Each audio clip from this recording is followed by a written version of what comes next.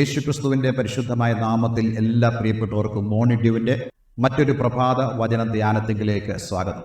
കഴിഞ്ഞ ദിവസം നമുക്ക് അപ്പോസ്തലനായ പൗലോസ് എഴുതിയ 1 കൊരിന്ത്യർ 13 അധ്യായത്തിന്റെ 13 വാക്യം വായിച്ച് ധ്യാനിപ്പാൻ തക്കവണ്ണം ദൈവം നമ്മെ സഹായിച്ചു. നമ്മൾ വായിച്ച വാക്യം ഇതായിരുന്നു: ആകയാൽ വിശ്വാസം, പ്രത്യാശ, സ്നേഹം, ഈ മൂന്നും നിലനിൽക്കുന്നു, ഇവയിൽ വലിയതോ സ്നേഹം തന്നെ. നാം പിന്തുടരേണ്ട 3 കാര്യങ്ങളെക്കുറിച്ചാണ് കഴിഞ്ഞ ദിവസം നമ്മൾ ചിന്തിച്ചത്. നമുക്കറിയാവുന്ന പോലെ ഇന്ന് ആളുകൾ പിന്തുടരുന്നത് മറ്റു പലതിനെയാണ്. പക്ഷേ നമ്മൾ ഫോക്കസ് എന്ന് പറയുന്നത് ഈ 3 കാര്യങ്ങളാണ്: വിശ്വാസം, പ്രത്യാശ, സ്നേഹം. ഈ 3നെയും നാം പിന്തുടർന്നാൽ നമ്മളുടെ ആത്മീക ജീവിതം, ഈ ഭൂമിയിലെ നമ്മുടെ ജീവിതം ഏറ്റവും ധന്യമായി തീരും എന്ന് മാത്രമല്ല, ദൈവം നമുക്ക് വേണ്ടി ഒരുക്കുന്ന നിത്യതയിലേക്ക് നമുക്ക് വളരെ സുഗമമായി പ്രവേശിക്കുവാൻ കഴിയും. പക്ഷേ ഈ കാര്യത്തിൽ അപ്പോസ്തലനായ പൗലോസ് പറയുന്ന വളരെ പ്രധാനപ്പെട്ട കാര്യമാണ് ഇന്ന് നമ്മളുടെ ചിന്താവിഷയമായിട്ടിരിക്കുന്നത്. അദ്ദേഹം പറയുന്നു, ആകയാൽ വിശ്വാസം, പ്രത്യാശ, സ്നേഹം, ഈ 3ഉം നിലനിൽക്കുന്നു, ഇവയിൽ വലിയതോ സ്നേഹം തന്നെ. എന്തുകൊണ്ടാണ് ഇവയിൽ വലിയത് സ്നേഹമാണെന്ന് പറയുന്നത്? അതിന് ഒരു കാരണമുണ്ട്. ഏതാനും വർഷങ്ങൾക്ക് മുമ്പ് ഒരു ദൈവദാസൻ ഈ സ്നേഹത്തെക്കുറിച്ച് പറഞ്ഞൊരു കാര്യം എൻ്റെ മനസ്സിലുണ്ട്. അദ്ദേഹം പറഞ്ഞത്, സ്നേഹം ഒരു ഓയില് പോലാണ്. അതായത് ഒരു മെഷീന് ഓയില് എത്രത്തോളം അത്യന്താപേക്ഷിതമാണോ അത്രത്തോളം നമ്മളുടെ ആത്മീയ ജീവിതത്തിന് സ്നേഹം അത്യന്താപേക്ഷിതമാണ്. ഇന്ന് നമ്മൾ ചിന്തിക്കാൻ പോകുന്നത് ഈ 13 അധ്യായത്തിൻ്റെ ആദ്യ ചില വാക്യങ്ങളാണ്. പക്ഷെ അതിനു മുമ്പായിട്ട് വളരെ പ്രധാനപ്പെട്ട 1-2 കാര്യം സ്നേഹം സംബന്ധിച്ച് ഞാൻ പറയാൻ ആഗ്രഹിക്കുന്നു. ഏതാണ്ട് 4 തരത്തിലുള്ള സ്നേഹത്തെക്കുറിച്ച് നമുക്ക് പഠിക്കുവാൻ കഴിയും. ഒന്നാമതായിട്ട് ഇറോസ് എന്ന വാക്ക് സൂചിപ്പിക്കുന്നത് പോലെ ഇതൊരു ലൈംഗിക സ്നേഹമാണ്, ഒരു സെക്ഷുവൽ ലവ് ആണ് ഇവിടെ നമുക്ക് കാണുവാൻ കഴിയുന്നത്. എന്നാൽ രണ്ടാമത്തെ സ്നേഹമെന്ന് പറയുന്നത് സ്റ്റോർജ് എന്ന ഒരു സ്നേഹമാണ്.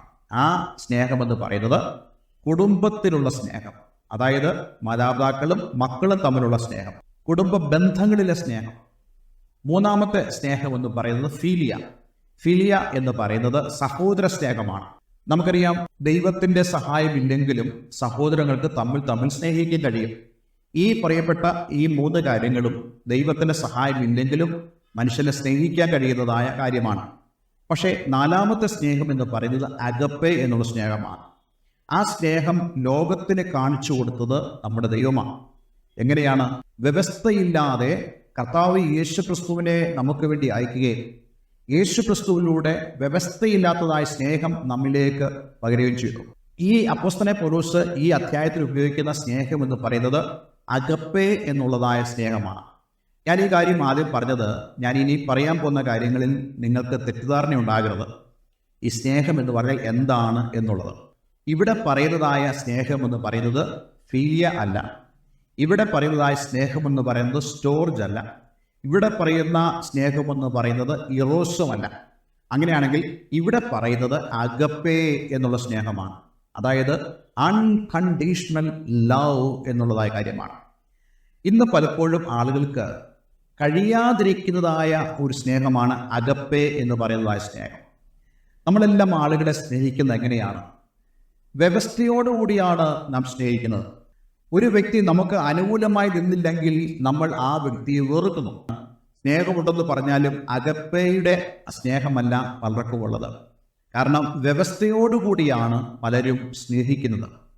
പക്ഷേ ദൈവം നമുക്ക് കാണിച്ചു തന്ന സ്നേഹമെന്ന് പറയുന്നത്, അല്ലെങ്കിൽ അപ്പോസ്തലനായ പൗലോസ് ഈ കൊരിന്ത്യ ലേഖനത്തിൽ 13 അധ്യായത്തിൽ പറയുന്നതായ സ്നേഹമെന്ന് പറയുന്നത് അഗപ്പയാണ്.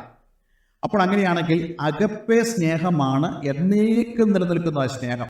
ഒന്നും പ്രതീക്ഷിച്ചിട്ടല്ല, ഒന്നും കൊടുത്തതുകൊണ്ടുമല്ല. ഇതൊന്നുമില്ലാതെ നമുക്ക് സ്നേഹിക്കാൻ കഴിയണം. തീർച്ചയായിട്ടും നമ്മളുടെ ഭവനങ്ങളിൽ ഫീലിയ ഉണ്ട്, നമ്മുടെ ഭവനങ്ങളിൽ സ്റ്റോർജ് ഉണ്ട്, നമ്മുടെ ഭവനങ്ങളിൽ ഇറോസ് ഉണ്ട്. പക്ഷേ നമ്മുടെ ഭവനങ്ങളിൽ ഇല്ലാത്തതായ ഒരു കാര്യം എന്ന് പറയുന്നത് അഗപ്പയാണ്. അപ്പോൾ അപ്പോസ്തലനായ പൗലോസ് ഇവിടെ അഗപ്പയെ കുറിച്ചാണ് പറയുന്നത്. താൻ പറയുന്നു, നമ്മൾ 1-ാം വാക്യത്തിലേക്ക് കടക്കുകയാണ്: ഞാൻ മനുഷ്യരുടെയും ദൂതന്മാരുടെയും ഭാഷകളിൽ സംസാരിച്ചാലും എനിക്ക് സ്നേഹമില്ലെങ്കിൽ, എനിക്ക് അഗപ്പയില്ലെങ്കിൽ ഞാൻ മുഴങ്ങുന്ന ചെമ്പോ ചെലമ്പുന്ന കൈത്താളവും അത്രേ. ഞാൻ ഈ വേദഭാഗം വായിക്കുമ്പോൾ വലിയൊരു വെല്ലുവിളിയായിട്ടാണ് ഞാൻ ഈ വേദഭാഗത്തെ കാണുന്നത്.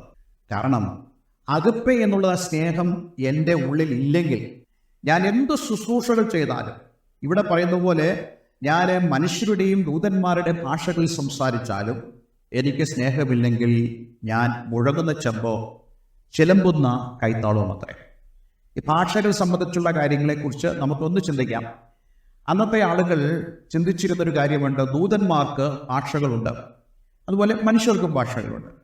എന്നാൽ ദൂതന്മാരുടെ ഭാഷ എന്ന് പറയുന്നത് അന്നത്തെ ആളുകൾ ചിന്തിക്കുന്നത് നമ്മൾ ഉച്ചരിക്കുന്ന ഭാഷകളല്ല. കാരണം നമ്മൾ ഉച്ചരിക്കുന്ന ഭാഷകൾ ഈ ദൂതന്മാർക്ക് ഉച്ചരിക്കണമെങ്കിൽ അവർക്ക് നമുക്കുള്ളതുപോലെ ഫിസിക്കൽ നേച്ചർ ഉണ്ടായിരിക്കാം. പക്ഷേ ദൂതന്മാർ ആത്മജീവികളാണല്ലോ, അതുകൊണ്ട് തന്നെ നമ്മൾ പറയുന്ന ഭാഷകൾ അവർക്ക് സംസാരിക്കാൻ കഴിയത്തില്ലെന്ന് അന്ന് ആളുകൾ വിശ്വസിച്ചിരുന്നു.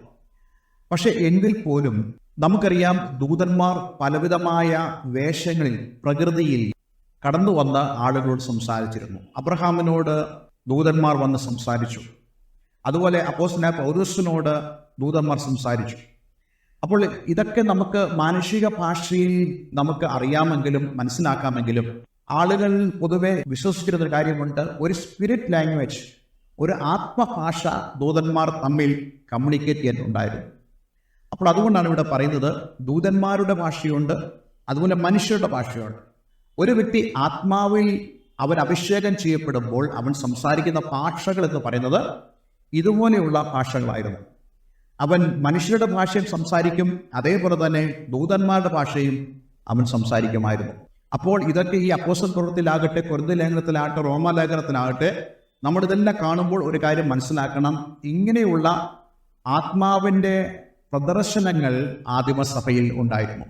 പക്ഷേ അപ്പോസ്തലനായ പൗലോസ് പറയുന്നു, നിങ്ങൾക്ക് അന്യഭാഷകൾ സംസാരിപ്പാൻ പ്രാപ്തിയുണ്ട്, അതേപോലെ തന്നെ മനുഷ്യരുടെ ഭാഷയിൽ സംസാരിപ്പാൻ പ്രാപ്തിയുണ്ട്, എങ്കിൽ പോലും നിങ്ങൾക്ക് സ്നേഹമില്ലെങ്കിൽ, അഗപ്പേ ലവ് ഇല്ലെങ്കിൽ, വ്യവസ്ഥയില്ലാതെ നിങ്ങൾക്ക് സ്നേഹിക്കാൻ കഴിയുന്നില്ലെങ്കിൽ നിങ്ങൾ എന്ത് ചെയ്താലും അത് വ്യർത്ഥമാണ്.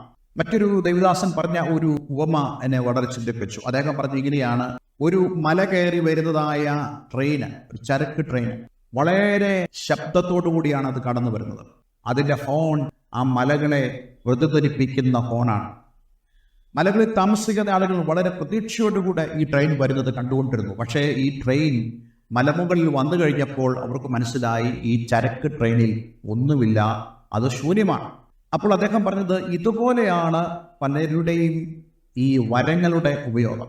അവരെ കാണുമ്പോൾ നമ്മൾ മനസ്സിലാക്കുന്നു അവർ കൃപാവരപ്രാപ്തരാണെന്നുള്ളത്. പക്ഷേ വ്യവസ്ഥയില്ലാതുള്ള സ്നേഹം അവരിൽ ഇല്ലാത്തിടത്തോളം കാലം, അഗപ്പേ ലവ് ഇല്ലാത്തിടത്തോളം കാലം അവരുടെ ഏത് ശുശ്രൂഷയാകട്ടെ അതൊന്നും തന്നെ ഫലവത്തല്ല, പ്രയോജനമുള്ളതല്ല.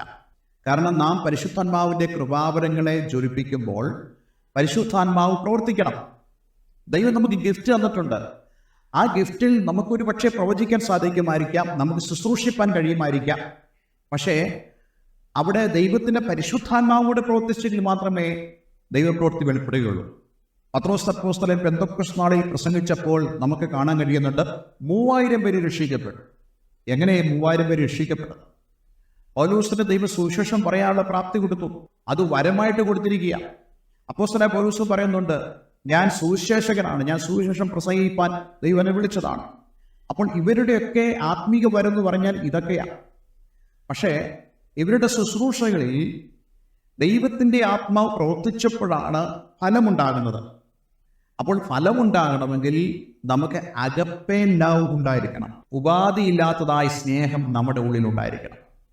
മറ്റുള്ളവർക്ക് വേണ്ടി പ്രാർത്ഥിക്കുമ്പോൾ, മറ്റുള്ളവരെ സഹായിക്കുമ്പോൾ, ഉപാധികളില്ലാതെ അവരെ സ്നേഹിച്ചുകൊണ്ട് നമുക്ക് ചെയ്യാൻ കഴിയുന്നുണ്ടെങ്കിൽ ദൈവത്തിൻ്റെ പരിശുദ്ധാത്മാവും അവിടെ സന്നിഹിതനായി ആ പ്രവൃത്തിയെ കംപ്ലീറ്റ് ചെയ്യുവാൻ, പെർഫെക്റ്റ് ചെയ്യുവാൻ നമ്മെ സഹായിക്കും. താഴോട്ടുള്ള വാക്യങ്ങളൊക്കെ നമ്മൾ വായിക്കുമ്പോൾ ഈ ഒരു ആശയമാണ് നമുക്കവിടെ കാണുവാൻ കഴിയുന്നത്. 2-ാം വാക്യത്തിൽ അപ്പോസ്തലനായ പൗലോസ് പറയുന്നു, എനിക്ക് പ്രവചനവരം ഉണ്ടായിട്ട് സകല മർമ്മങ്ങളും സകല ജ്ഞാനവും ഗ്രഹിച്ചാലും മലകളെ നീക്കുവാൻ തക്ക വിശ്വാസമുണ്ടായാലും സ്നേഹമില്ലെങ്കിൽ ഞാൻ ഏതുമില്ല.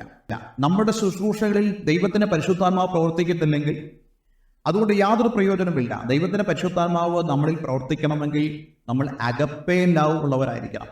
യേശുവിൻ്റെ ശുശ്രൂഷ നോക്കണേ, യേശു എന്താ ചെയ്തത്? അവന് മനസ്സലിഞ്ഞു, കുഷ്ഠരോഗി കണ്ടപ്പോൾ മനസ്സലിഞ്ഞു. അൺകണ്ടീഷണൽ ലവ് അവിടെ യേശു പ്രദർശിപ്പിച്ചു. അതുകൊണ്ട് അത് സംഭവിച്ചത്, കുഷ്ഠരോഗി സൗഖ്യമായത്. ഏതൊരു വ്യക്തിയുടെ അടുക്കലും കർത്താവ് യേശു ക്രിസ്തു ചെല്ലുന്നത് അഗപ്പേ ലവിനോടുകൂടിയാണ്. അതുകൊണ്ട് ഇന്ന് തന്നെ കേൾക്കുന്ന പ്രിയമുള്ളവരെ, നമ്മുടെ ജീവിതത്തിൽ ഈ അഗപ്പെ ലവ് ഉണ്ടെങ്കിൽ തീർച്ചയായിട്ടും നമ്മളിലൂടെ ദൈവത്തിൻ്റെ പരിശുദ്ധാത്മാവിൻ്റെ പ്രവൃത്തി അത് വളരെ പെർഫെക്റ്റ് ആയിട്ട് മാറും. അതിനുവേണ്ടി നമുക്ക് നമ്മെ തന്നെ ഒന്ന് സമർപ്പിക്കുവാൻ കഴിയുമാറാകട്ടെ. യാതൊരു വ്യവസ്ഥകളുമില്ലാതെ എല്ലാവരെയും സ്നേഹിപ്പാൻ. അപ്പോൾ തന്നെ ദൈവം നമുക്ക് നൽകിയിരിക്കുന്ന കൃപാവരങ്ങളെ അവരിലേക്ക് പകരുകയും ദൈവത്തിൻ്റെ പരിശുദ്ധാത്മാവും നാമം കൂടെ നാം ചെയ്ത പ്രവൃത്തികളെ പൂർത്തീകരിപ്പാൻ ദൈവം നമ്മെ ഇടയാക്കുമാറാകട്ടെ. ഒരു വാക്ക് നമുക്ക് പ്രാർത്ഥിക്കാം. സ്വർഗ്ഗപിതാവേ, എന്ന് ഞങ്ങൾ കേൾപ്പിച്ച വളരെ മനോഹരമായ സന്ദേശത്തിനായി സ്തോത്രം. പലപ്പോഴും ഞങ്ങൾ ആത്മീയ വരങ്ങളെക്കുറിച്ചും കൃപാവരങ്ങളെക്കുറിച്ചും ബോധമുള്ളവരാണ്. ഞങ്ങൾ കൃപാവരങ്ങൾ ഉള്ളവരാണ്. പക്ഷേ പലപ്പോഴും കൃപാവരങ്ങൾ ഞങ്ങൾ ചെയ്യുമ്പോഴും വേണ്ട ഫലം കാണാത്ത അവസ്ഥയുണ്ട്.